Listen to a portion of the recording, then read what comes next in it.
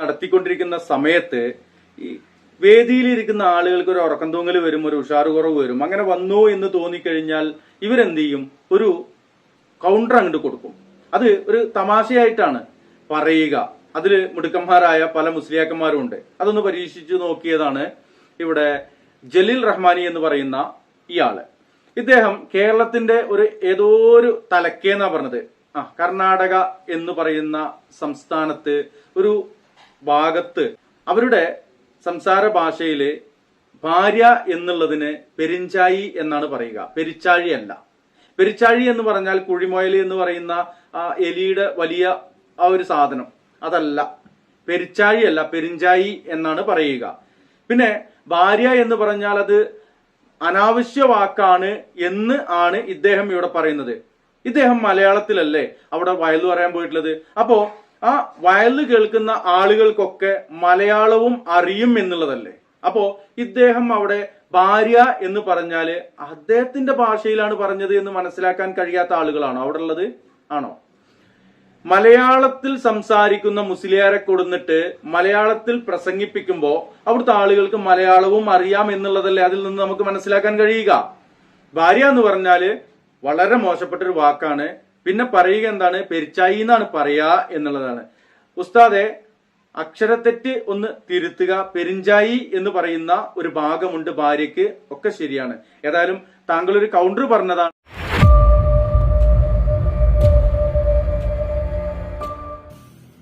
അസ്സലാമു അലൈക്കും വറഹ്മത്തുള്ളാഹി. പ്രിയമുള്ള സഹോദരന്മാരെ, ഇവിടെ ജലീൽ റഹ്മാനി പ്രസംഗിക്കാൻ വന്നതാണ്, മതപ്രഭാഷണം നടത്താൻ വന്നതാണ് കർണാടക ഭാഗത്തിലേക്ക്. കർണാടക കേരള ബോർഡറാണ് എന്ന് പറയുന്നു അദ്ദേഹം പറഞ്ഞത് ഇവിടെയുള്ള ആൾക്കാർക്ക് ഈ ഭാര്യ എന്നാൽ അവർക്കൊന്നും അറിയില്ല. ഭാര്യ എന്നാൽ വേശ്യ എന്നാണ് അദ്ദേഹം പറയുന്നത്. ഈ നാട്ടുകാർ പറഞ്ഞു എന്നാണ് പറയുന്നത്. ഭാര്യ എന്നാൽ വേശ്യ അല്ല സഹോദര. ഭാര്യ എന്നാൽ പെഞ്ഞായി എന്നാണ് പറയുന്നത്. ഇവിടെ പെഞ്ഞായി എന്ന് പറയുന്നത് മംഗലാപുരം ഭാഗത്ത് പറയുന്ന ഭാഷയാണ്. പിന്നെ ബോർഡറാണെങ്കിൽ ഇത് പുത്തൂർ ഭാഗം എവിടെ ആണെങ്കിൽ തിരിയോ എന്ന് പറയുന്നു. രണ്ട് ഭാഷക്കാരും ഈ സ്ഥലത്ത് താമസിക്കുന്നുണ്ട്. മനസ്സിലായല്ലോ? ഒന്നും അറിയാതെ, ഒട്ടും പൊട്ടും അറിയാതെ വെറുതെ ജനങ്ങള് ഇവർക്ക് അറിയാതെ പറയുന്നതും എന്നും മനസ്സിലാവുന്നു. അറിയാതെ പറയുന്നതല്ല ഇവർക്ക് ട്രോളുന്നത് വളരെ ഒരു ഇഷ്ടമുള്ള കാര്യമാണ്.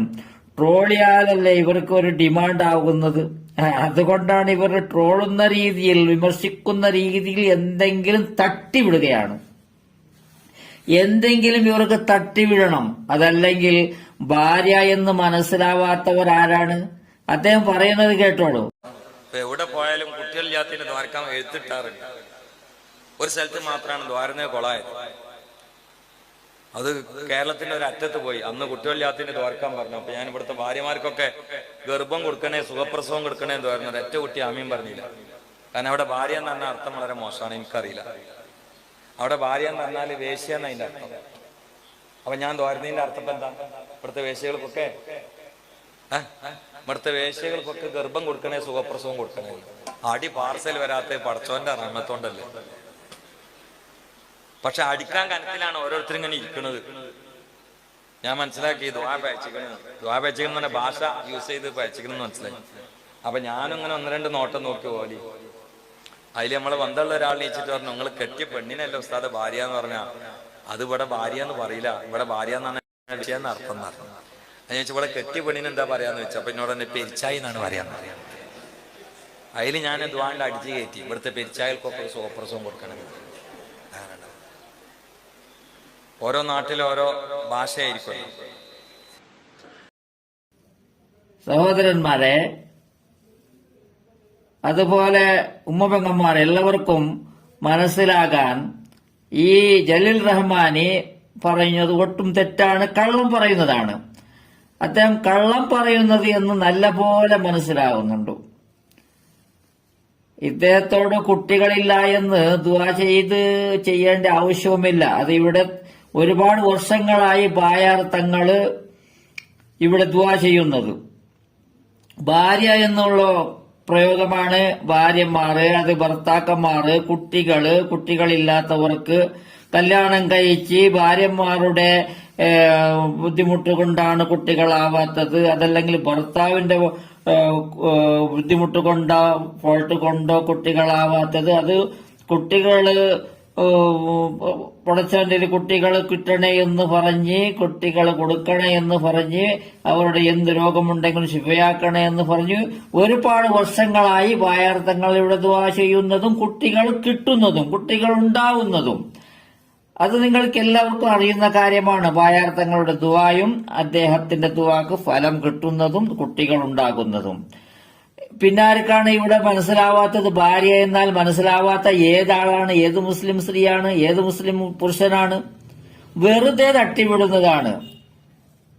അപ്പോൾ ഇവിടെ മനസ്സിലാക്കാനുള്ളത്, കേരള ഭാഗത്തിലുള്ള ആൾക്കാർ തെറ്റിദ്ധരിക്കാൻ പാടില്ല. നിങ്ങൾ തെറ്റിദ്ധരിക്കുന്നു. അതിനെ തിരുത്താൻ വേണ്ടി ഇവിടെ നമ്മുടെ മൻസൂർ മണ്ണാർക്കാട് ആദ്യം പറഞ്ഞില്ലേ, അതും മൻസൂർ മണ്ണാർക്കാട് പറഞ്ഞതും തെറ്റാണ്. അതിനെയും മൻസൂർ മണ്ണാർക്കാട് തിരുത്തണം. ഇവിടെ ഞാൻ പറയും, ഞാൻ കർണാടകക്കാരനായതുകൊണ്ട് ശരിയായ രീതിയിൽ ഞാൻ പറഞ്ഞു തരാം. ഭാര്യ എന്നാൽ പെഞ്ഞായി എന്ന് പറയാറുണ്ട് ഒരു ഭാഷ. പിന്നെ ഒരു ഭാഷയിൽ തിരിയോ എന്ന് പറയാറുണ്ട്. അത് മംഗലാപുരം, പുത്തൂര്, കാസർഗോഡ് എല്ലാം ഇങ്ങനെ മിക്സ് ആയിട്ടുള്ള ഒരു ഭാഷയാണ് ഇവിടെ സംസാരിക്കുന്നത്. അതുപോലെ പെഞ്ഞായി എന്ന് പറയുന്ന ഭാഷക്കാരുണ്ട്, തിരിയോ എന്ന് പറയുന്നവരുമുണ്ട്. ഭാര്യക്ക് പെൽച്ചായി എന്ന് ആരും പറയാറില്ല. പെൽച്ചായി എന്ന് പറഞ്ഞാൽ മൻസൂർ മണ്ണാർക്കാട് കാണിച്ചതുപോലെ അത് വലിയ എലിയാണ്. പെൽച്ചായി എന്ന് പറയുന്നു, അതാണ്. പെഞ്ഞായി എന്നാണ് പറയുന്നത്. പെഞ്ഞായി. ഈ പെഞ്ഞ എന്നുള്ള ശബ്ദം കന്നഡത്തിലുമുണ്ട്, അതുപോലെ മലയാളത്തിലും ഉണ്ടെന്നാണ് ഞാൻ കരുതുന്നത്. ഇംഗ്ലീഷിലാണെങ്കിലോ ഇല്ല. ഇംഗ്ലീഷിൽ എഴുതുമ്പോൾ പെഞ്ചായി എഴുതേണ്ടി വരും, ജെ എഴുതേണ്ടി വരും. അതുകൊണ്ട് അറിയാത്തവർക്ക് ഇത് അറിയിച്ചു കൊടുക്കേണ്ടതാണ്. ഭാര്യ എന്നാൽ വേശ്യ എന്ന് പറഞ്ഞാൽ ഇവിടെ ഭാര്യ എന്നാൽ വേശ്യയാണെന്ന് പറഞ്ഞാലാണ് അടി കിട്ടുന്നത്. അദ്ദേഹം പറഞ്ഞത് ഇവിടെ എന്തോ തെറ്റിപ്പോയ എനിക്ക് അടി കിട്ടാതെ രക്ഷപ്പെട്ടത് വലിയ കാര്യമാണെന്നാണ്. ഭാര്യ എന്നാൽ വേശ്യയാണ് എന്ന് പറഞ്ഞാലാണ് അടി കിട്ടുന്നത്. അതുകൊണ്ട് ഇദ്ദേഹത്തിന് 2 അടി കൊടുക്കേണ്ടതാണ്. പിന്നെ ഇദ്ദേഹം വെറുതെ തട്ടിവിടുന്നതാണ് എന്ന് മനസ്സിലാക്കണം. ഇവിടെ നമ്മുടെ അവസാനം ബഹുമാനപ്പെട്ട ബായാർത്ഥങ്ങള് കുട്ടികളില്ലാത്തവർക്ക് കുട്ടികൾ ഉണ്ടാകാൻ വേണ്ടി ഒരുപാട് വർഷങ്ങളായി ദുആ ചെയ്യുന്നത്. ആ ദുആ പോലും നിങ്ങൾ കേട്ട് മനസ്സിലാക്കി കുട്ടികളില്ലാത്തവർ ബായാർത്ഥങ്ങളുടെ അടുത്ത് തന്നെ വന്ന് കുട്ടികൾ ഉണ്ടാക്കി പോകണമെന്ന് ഞാൻ വിനീതമായി അഭ്യർത്ഥിച്ചു കൊള്ളുന്നു. അതുപോലെ തെറ്റ് തിരുത്തണം, ജലീൽ റഹ്മാനും തിരുത്തണം, അതുപോലെ തെറ്റ് ധരിച്ചവരും തിരുത്തണം, അതുപോലെ നമ്മുടെ മൻസൂർ മണ്ണാർക്കാടും ആ തെറ്റിനെ തിരുത്തണമെന്നാണ് ഞാൻ അഭ്യർത്ഥിച്ചു കൊള്ളുന്നു. അസ്സലാമു അലൈക്കും വറഹ്മത്തുള്ളാഹി.